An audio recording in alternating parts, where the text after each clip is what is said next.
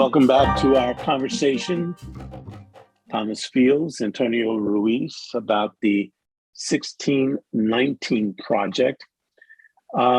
Today, we're going to talk about Chapter 1, Democracy, but I wanted to quote a couple of lines from the preface that I thought was really important to reiterate.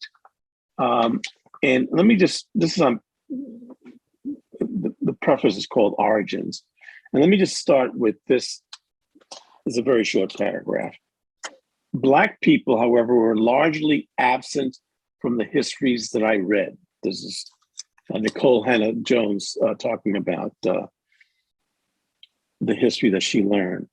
The vision of the past I absorbed from school textbooks, television, and the local history museum depicted a world, perhaps a wishful one, where Black people did not really exist.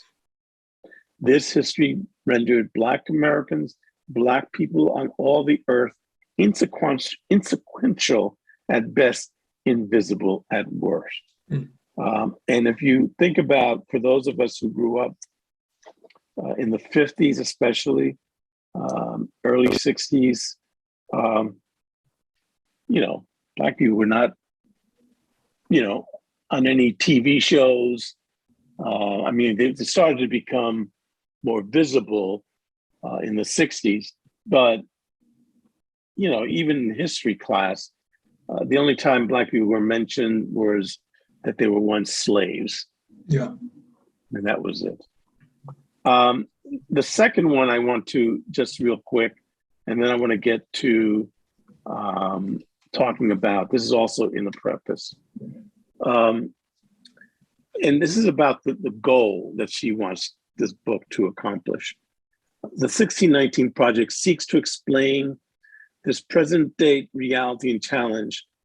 And she's talking about the American myth, these myths that not to tear down or further divide this country, as some critics suggest, that the idea that by examining our history, truthfully examining our history, that somehow that we're going to tear down or further divide this country, but so that we can truly become the country we always claimed to be. Mm-hmm. By just coming to, the Germans had to do that. Mm-hmm. They had to come to terms with a lot of people who supported Nazism and who were quiet when they needed not to be quiet. Okay, there's another one I want to go back to, but let's jump into democracy. And Thomas, you identified a couple of paragraphs. So let's start with the first one, which is on page 33. Do you want to go ahead and read that? Sure. I'm going to break this down because it's a little lengthy, and I'll break it down with the first sentence, and I want to make a note because I think it's really important. The truth is that as much democracy as this nation has today, it has been born on the backs of Black resistance and visions for reality. Visions for equality.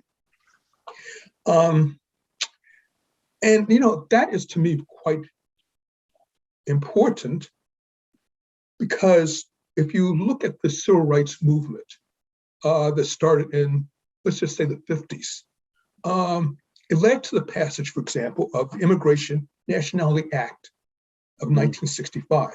Mm-hmm. What that did was it upended the racist immigration quotas that were keeping the country white. Now, ironically, the people that benefited most from that, or one of the groups that benefited most from that, were Asian Americans, who were allowed to come to the country in large numbers because, if you know, states like California not only kept them out, after they got them here to build the railroads, started deporting them. So they were probably the group that came in that used that most to their advantage. What is really, truly ironic to me today is that among some members of that particular ethnic group, they're fighting to eliminate blacks going into universities under what they quote unquote is a quota system. Right. And those are This is the programs whole affirmative action. Yeah. affirmative action, yeah. And many of them, not all of them, God forbid, not all of them, but many of them are behind that because they believe that, it, of course, stymies their progress. Right. And to me, that documents what has happened in this country in terms of how we separate people. It's been from the birth of this country. We separate people who typically should be seen as being allies by saying, oh, you can be honorary white. And that's from the origins of this country. So I just wanted to make a note on that. And the second part of that paragraph is our founding fathers may not have actually believed in the ideals they espoused, but Black people did. And as a historian was quoted saying, enslaved African Americans have been at the foremost freedom fighters this country has produced. For generations, we have believed in this country with a faith it did not deserve. Black people have seen the worst of America, and yet somehow we still believe in its best. And I don't think there's any question about that. I mean, if you probably drill down to who's the most patriotic in this country, if that were possible, you would see that Black people probably are at the foremost of that. I mean, they fought in at least 2 world wars where they were not allowed to fight in integrated. Right, exactly. Yes. And in the Civil War, for example, they had to fight to even get on the battlefield. Right. In the Revolutionary War, in which many of them fought, they were, again, basically not allowed to bear arms. The British had to give them arms and say, if you fight, you can get your freedom. So against that backdrop, you still have significant numbers of people of color, Black people, who hold this country in high esteem. It's funny you should mention that. I was reading one of the other sections which talked about how Black soldiers, when they came back from the war, particularly after World War II, but it's also after World War I, were attacked. Oh, yeah. Because they were wearing the uniform, because they were whites who didn't believe that they deserved to wear the uniform. This was, I think, more so after World War I. And it just hit me as, first of all, the segregation of the army. There was a famous incident sometime during World War II. Do you remember this? Reading about this in Oakland, the depot where blacks, like a lot of Black soldiers, were killed. There was a play written about it. It's the armament where they were storing armament. Right. And then they were court-martialed because they refused to until they felt they were safe. Mm-hmm. They refused to work on it again because they felt that the conditions that gave rise to the first explosion had not been dealt with. I just, goes back to this whole thing of not just second-class citizenship, but that you're not a human being. You don't have a citizenship. You have no citizenship during those days. I will tell you on a personal note, my father, who fought in World War II in an all-Black combat unit, was in Europe. He came back to this country after World War II, and they were preparing to train him to go and invade Japan. And he tells a story which I think is pretty pertinent to your comment. When he was in Fort Benning, where they had German prisoner of war soldiers, he would guard them. He also would take them, he had to basically accommodate several of them to hospitals. They could go into the dining car Yep. and eat. Yes, I've seen this before. He would be standing guard over them, but he himself could not eat in that same dining car. Okay, so in that instance, color basically trumped nationality. It trumped your being an American versus a Nazi. A Nazi had more rights in this country because they were white. Yeah, and so I mean, and even not only just because they were white, because I think a lot of people believed in what some of the Nazis. Some of what they did, but even I'll give many people the benefit of the doubt. They didn't believe in Nazis, okay, but they did believe that Black people's place was not seated with them, was not in accommodations with them, and that this German had more rights than they did. And yet, the great irony to me, and yet, my father believed in this country, and he felt his service was an honor, and he would have gone to Texas, he would have gone to Japan and invaded, without question. In fact, it's again a personal note.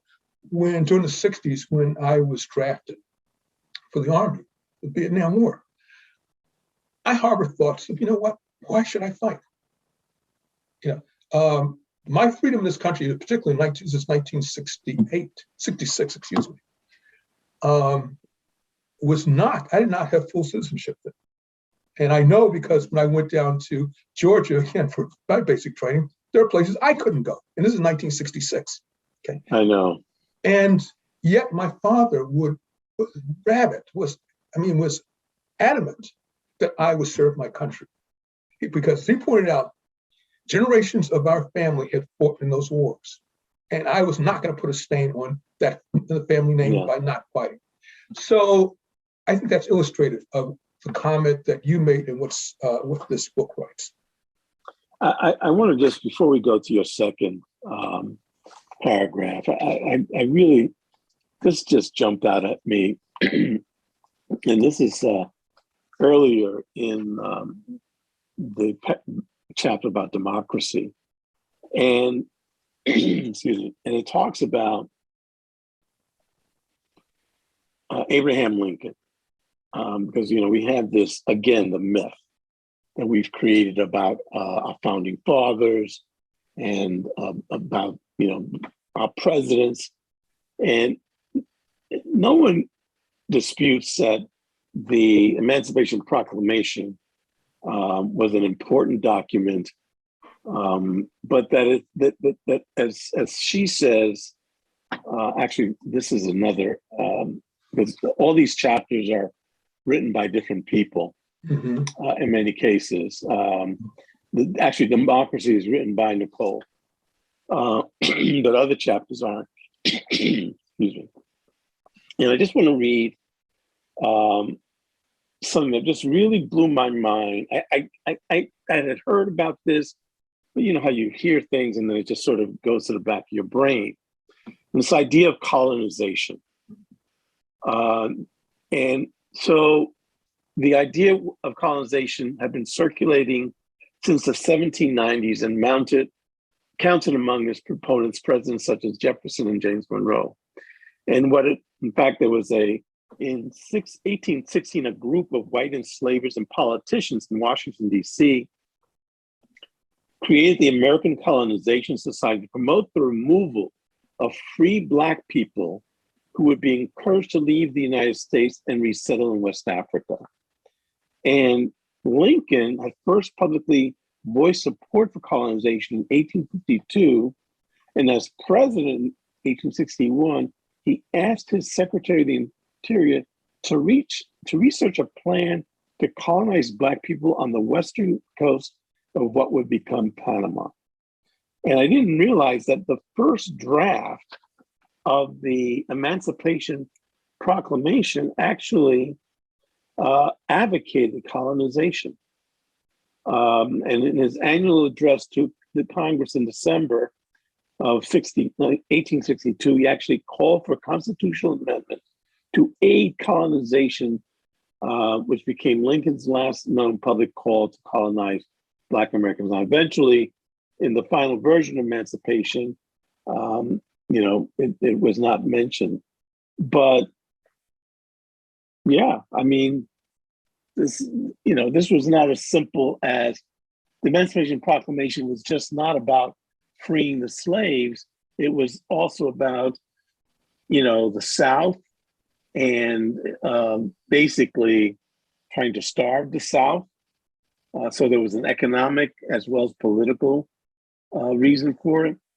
And then, I just, it, the way we raise our presence to the almost mythic levels. And yet when you really start to look into the history, because they're human beings, number one, but number two, particularly during these times, I mean, it was just not as simple as we like to think ourselves. Well, myths of countries never are. Yeah. I mean, and that's what we're talking about. We're talking about myths, mythology making. Yeah. Let's talk about there's a couple of other sections, things in democracy I want to address, but let's go to your second paragraph and talk about that. Yeah. This is on page 35, right? Right. Okay. And to me, this pretty much sums up a lot of what the book is doing. It brings it from the past to the present. Black people have suffered under slavery for 250 years. We have been legally free for just 50 years. Yet in that brief time, despite continuing to face rampant discrimination, and despite there never having been a genuine effort to redress the wrongs of slavery and the century of racial apartheid that followed, Black Americans have made astonishing progress, not only for ourselves, but also for all Americans. And this is the summation of that. What if America understood finally, now at the dawn of the 5th century, that we have never been the problem, but the solution? Yeah. And that is changing the conversation a great deal because, as you know, when you talk to people about the lack of education, quote unquote, the high pregnancy rate of unwed mothers, about the neighborhoods, the ghettos, the crime, it's as if this just came out of a vacuum. These people that are doing this, hey, that's what they do inherently. That's what they do inherently. And it does not look at how this started, why this started, why this continues. And it's clear it starts because there's certain inequities that were built into the system, and they continue to stay there. And continues to this day. Yeah. And continues to this day. And continues, And I think one of the things that I think I like to point people to is the City Corps website.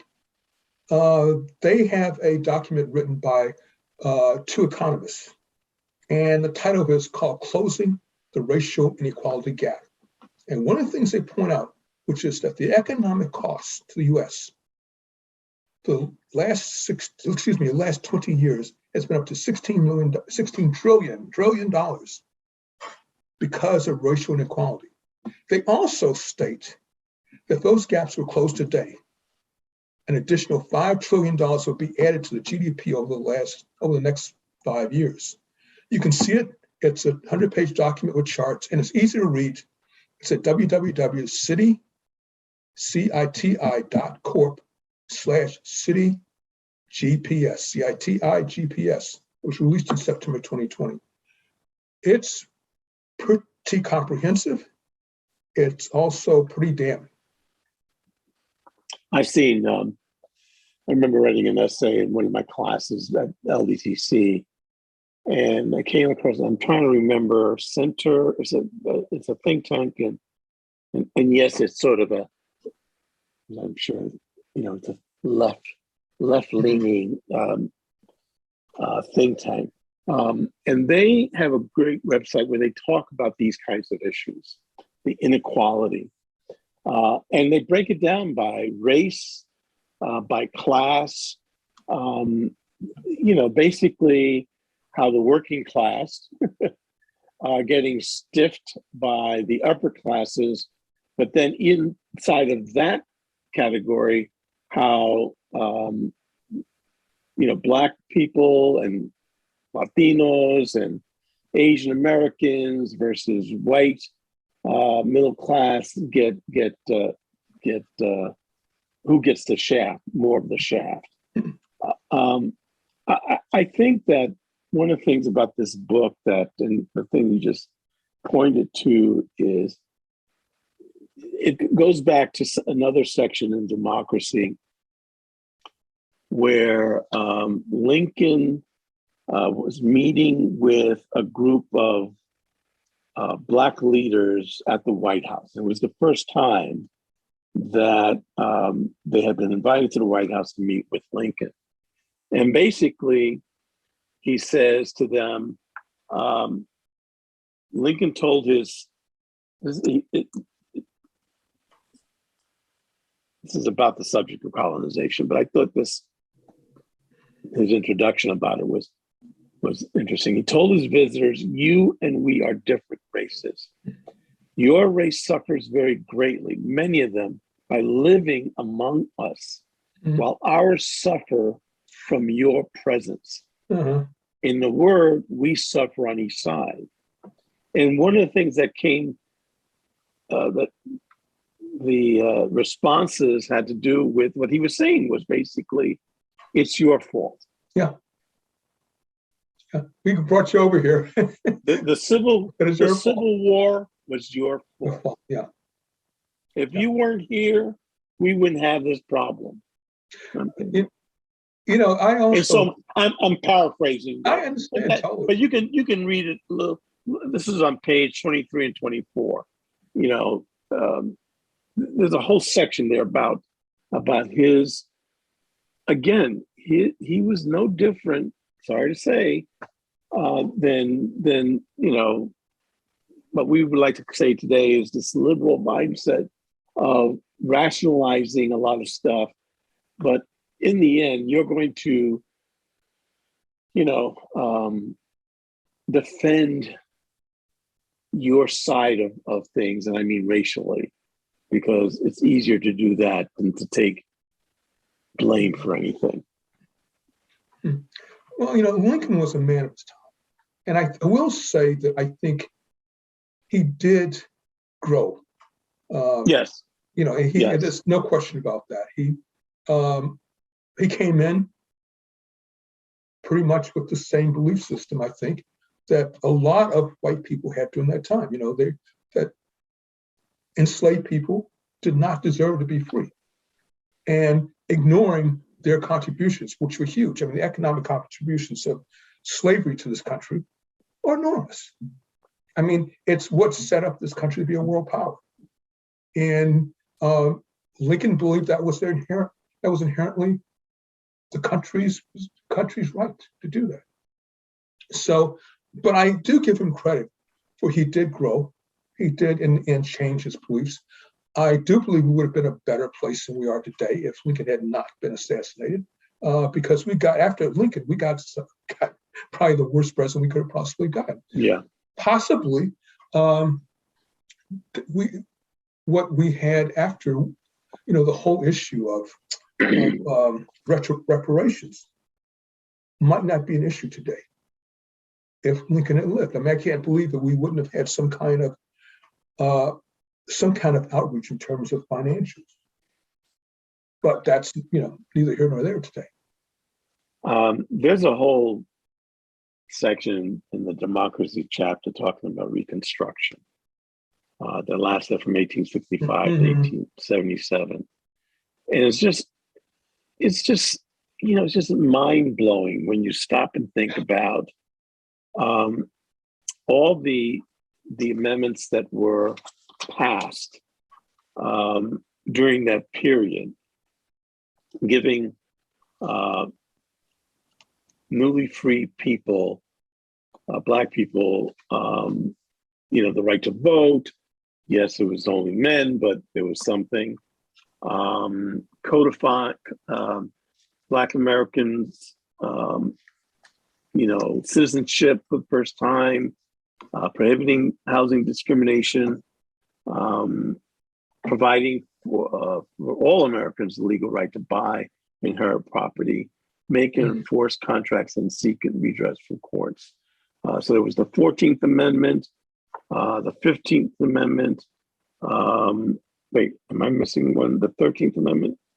That was the 13th Amendment, the right to vote for women? No. That was, oh my God, I'm blanking out. 20th Amendment? No, this was, don't get old, folks.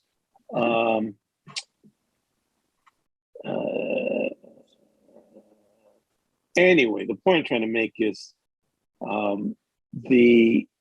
that period, yes, it was the 13th Amendment, excuse me. The 13th Amendment, 14th and 15th Amendments were all passed during that time. And so there's this whole thing talking about this period in American history that was, like you said, was like this light was shining, but once again, politics, holding the white nation together, was more important than whether or not Black people continue to have these rights. Now, this is post-Civil War. I know. Well, the thing is, the country gave Black people these rights, but it also allowed state-sponsored terrorism to take away those rights.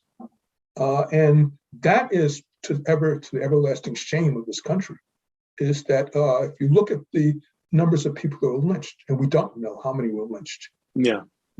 We have these are just documented numbers. Yeah, we have no idea of the true numbers, but it's embedded, it's baked into who we are as a nation, that we allowed that to happen.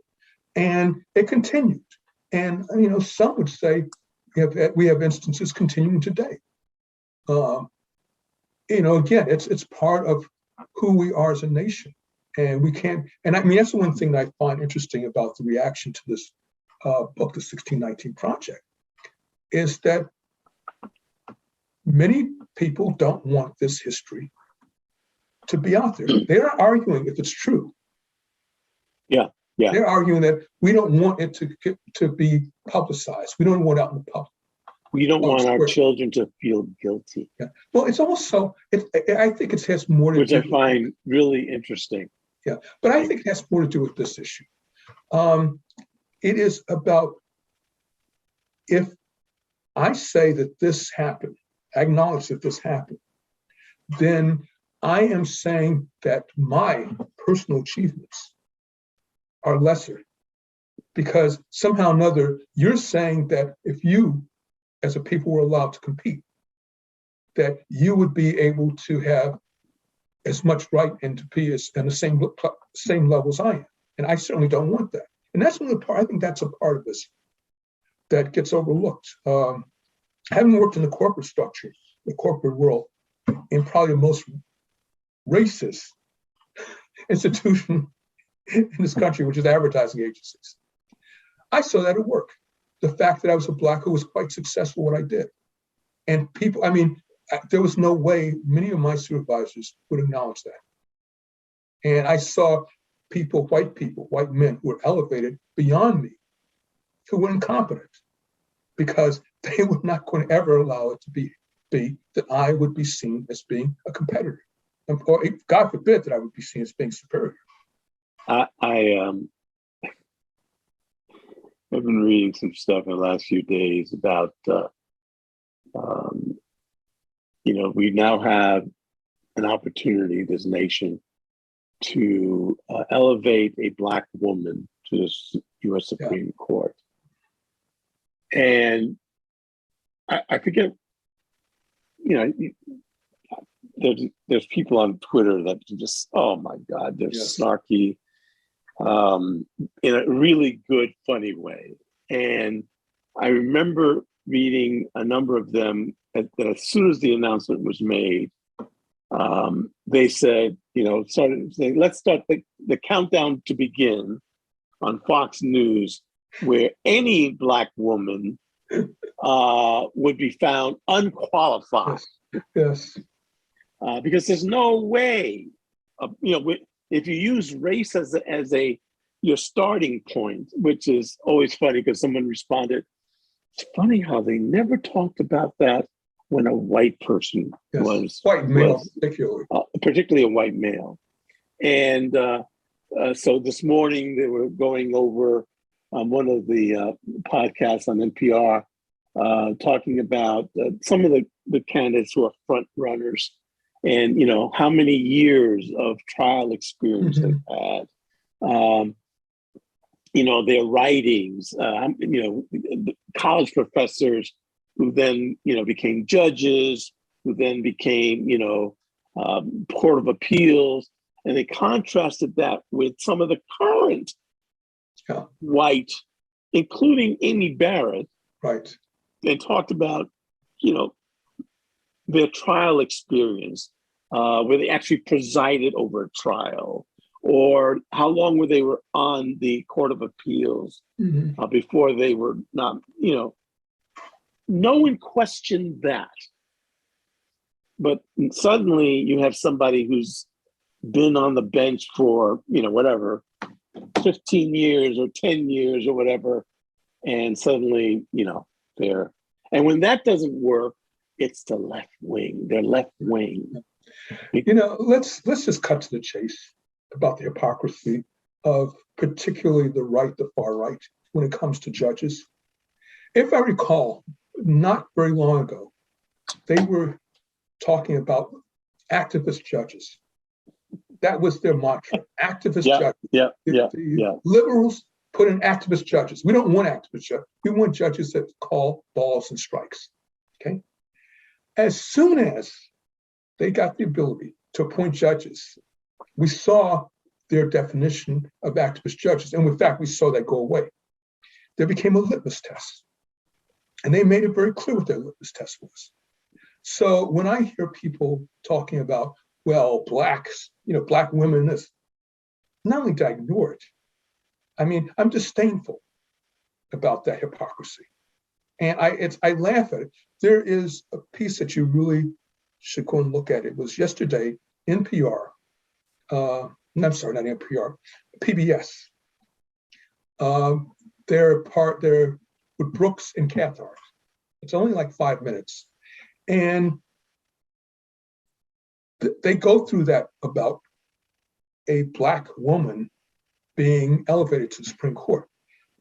What Cathcart said should be put carved in stone, put above the Supreme Court, because I think it's pretty clear. As he says it, I'm paraphrasing and paraphrasing badly, but he says for hundreds of years, the de facto for a Supreme Court justice was white male. Yeah. You went no further than that.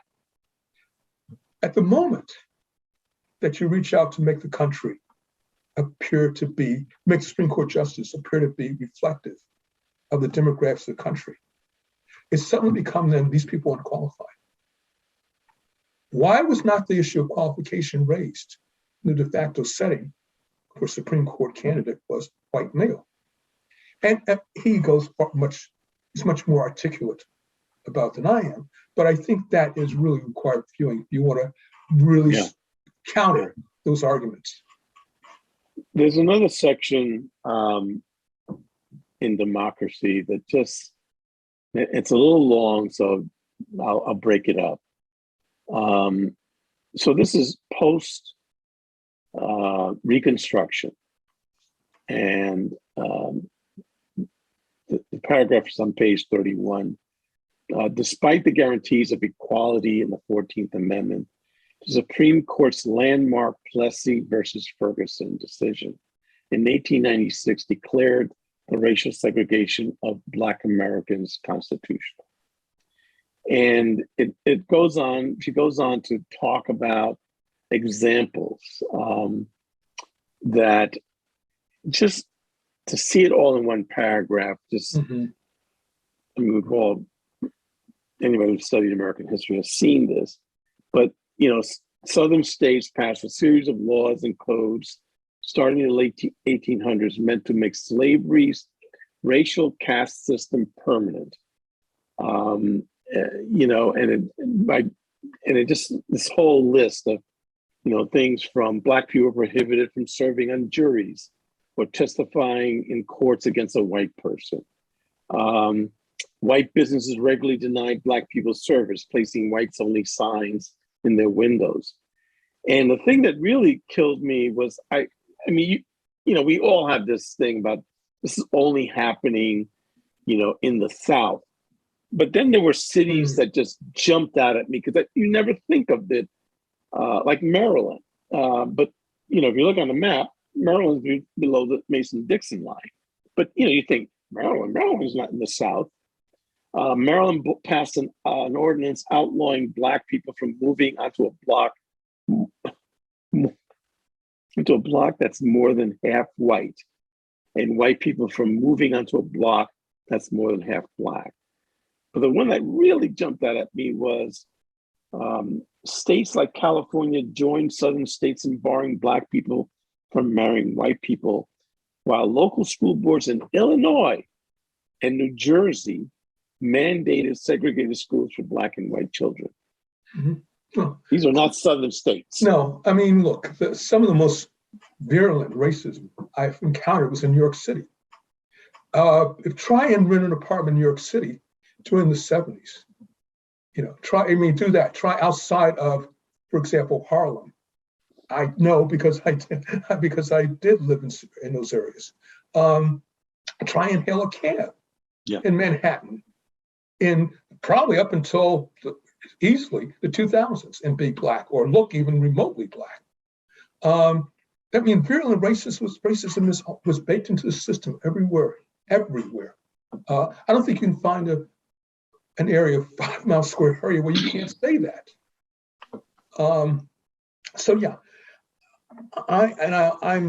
I've lived in the South. I've lived in the North. Except for overt racism of the most blatant kinds, I don't see much difference. I didn't see much difference. As you know my story, I grew up in Washington, D.C. My family moved from, quote unquote, an all Black neighborhood to an all white neighborhood. They did it at night under the cover of darkness. The first week we were shot at, and this is, mind you, in the suburbs of Washington, D.C. We could only move into that place because I believe the real estate agent decided he was going to do some blockbusting. And for those who don't know, what that means is you move one Black family in, and what happens is all the other white families rush to the exits to get out. And that's what essentially happened. Although because the housing stock was decent, we did maintain a level of parity for some time. But that was the norm in the North. I remember my first visit in Washington, D.C. It was in 1968. I was going to the Poor People's March and getting off of, Union Station. I remember walking. I remember specifically, I would later realize it was sort of diagonally across from the district building. There was I actually can still picture it to this day. There was a drugstore there, and I want to say, so it would have been like 13th and Penn, something like that. Mm-hmm. And, you're naive. You're from New York. You don't think about these things. I remember being there and realizing only white people here. Oh, okay. Well, I didn't think any big deal about it. Maybe this is a white neighborhood. And I was later told that basically there were just some places that would not would not deal with Black people, except maybe working. If they were working as the janitors, they were definitely not working behind the counter, because you wouldn't want a white customer to deal with a Black person. And I just always, and even when I got there again 3 years later in 1971, I mean, there were just parts of DC. I'm talking about more the core, the downtown core, that just was very obvious that this was still a very white city, even though it was a majority Black city. Yeah. DC was a segregated city. Don't ever forget that. Yeah.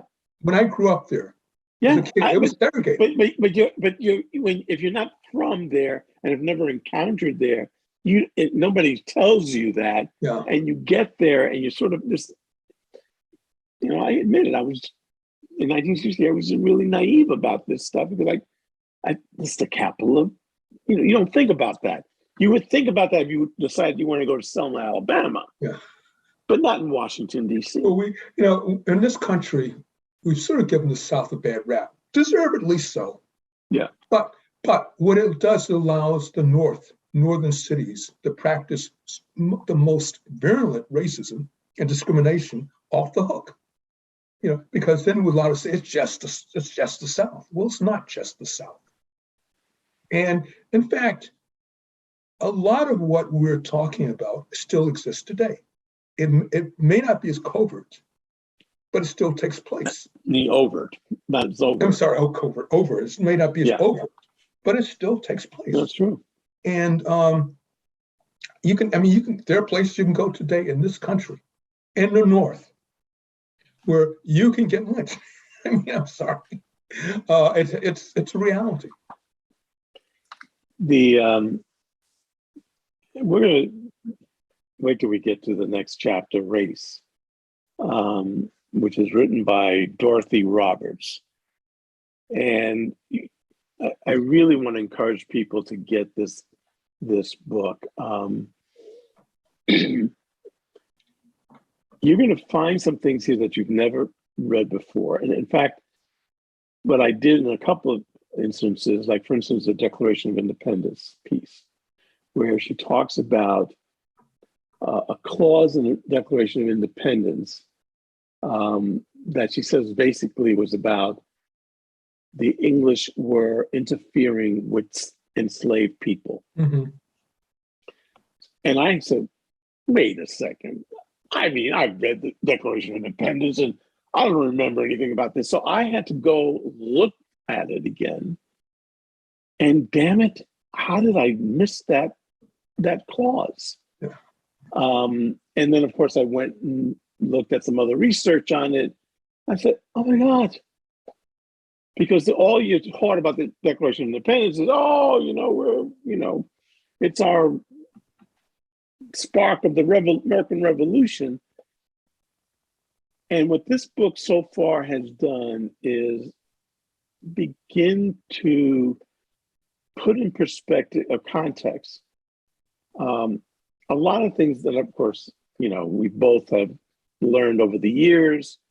For me, recently, because I in school, college, I took two American history classes, and just crystallizing, and also I took a political philosophy class, and this just crystallizes so much of what I've learned. And then, of course, if you look at the last, since Obama was elected, you start to see this resurgence, this effort to tamp down our history, but also to, I don't know what the end game is, because the America of 2022 is not the America of 1968 or 64 or 54 or 1874. I'm not sure what is the end game here, because America's not going back. No, we're not going back, and that's good news. We're not going back. things will change. I mean, one of the things this country does, I think it's two things. Let me put it on the table. Two things this country does. Two things. One, this country does is we do change. There are many countries in this world, and you can look at Europe, that are locked into tradition. And that's, it's been done that way. It's going to continue to be done that way. And God knows we're going to look in the future going on. This country is not so much that way because the immigrants and the enslaved people who came here, we change. So I look at change and I think that change hopefully will be positive. I do believe it will be positive. But as sure as the sun rises in the east and sets in the west, you can predict one thing will happen whenever there's black progress. There will be white-black backlash. Every instance, you can start it from going to slavery with the Emancipation Proclamation to Reconstruction. You can follow it all the way up through the Wilson administration when blacks came back from the First World War. You can follow it to the Second World War. You can follow it to Obama. You can follow it to our former president, Trump. There is going to be backlash. That's a given. And as much as that's a given, there's also a given that we will progress, that Black people and other people of color will continue to fight for their rights, will continue to force this country to live up to its vision. I mean, to me, the best thing ever happened in this country was those founding fathers who were enslavers, and they were the vast majority. I think there's only two of them, if I recall correctly, who were not holding enslaved people. They did write a document. Now, maybe they didn't believe in it. Maybe this was all about, because what they saw themselves as being slaves. Well, right. They held slaves. They saw themselves as being enslaved to the British. But they did put out a document which was aspirational. And I will say that Black people took it to heart. The aspiration of that document. Wait a second. You mean you weren't serious about this? No, and I maintain this, that the majority of the founders did not intend for that document to be aspirational to Black people, to those slaves. Okay, they found it to be aspirational to their own interests. Right. And so to me, that document is what I think gives me great comfort, gives me great hope. Because as long as that document is out there and it's held up, you can always point to it. And even when you get these people in Texas and the other 18 states that are trying to eliminate or restrict voting, you can always hold that document up and say, but this is guaranteed. And you can also rebut their claims to being Americans and believing in an American ideal, because the American ideal was put in that document, though you might want to say it's hypocritical. It is on paper. Yeah. So I believe in the document, and I believe that we will continue to go down a road till we find some kind of resolution. Eternally the optimist. I am. Thomas, thank you very much. We'll return next week to talk about another chapter in the 1619 Project, created by Nicole Hannah-Jones and the New York Times magazine. Thank you. Thank you.